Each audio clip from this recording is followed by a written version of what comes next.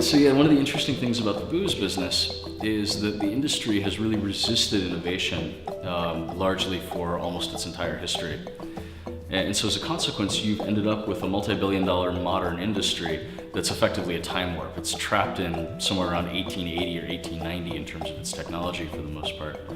And that created a really interesting and fantastic opportunity because you could approach this industry that had really never understood what was happening inside the barrels and never understood exactly what was taking place at each of the steps in the process, and then bring the modern analytical equipment from the 21st century basically back in time to the late 1800s, and then apply it to a craft that really had never evolved in the way that almost every other industry has.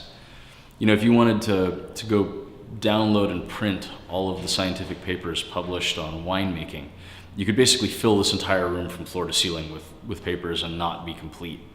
If you wanted to put all of the papers that have studied the organic chemistry and the transitions taking place inside a whiskey barrel in this room, it wouldn't, you know, I mean, you're talking about a stack this thick, right? And there's been almost no primary research done in the entire industry. Whereas if you take a similar industry like winemaking or cheese making, you know, those things have volumes and volumes and volumes of research done on them. And as a consequence, the booze industry is in a lot of ways one of the last frontiers for applying modern analytical chemistry because it just simply has never evolved to do that. And do you find people resist your techniques or are critical of what you're doing here? So if we exclude all of the people who have a agenda, right? I mean, most people are pretty tolerant of what we're doing. You know, I think the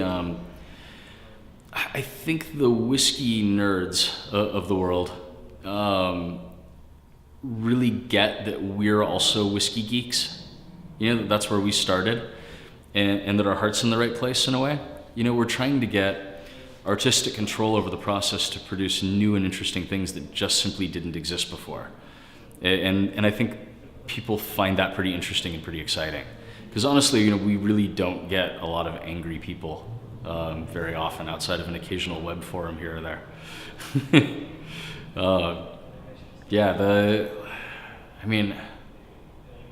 Yeah, sure, there's an occasional curmudgeon here and there, but for the most part, generally speaking, we get a very good reception out of people.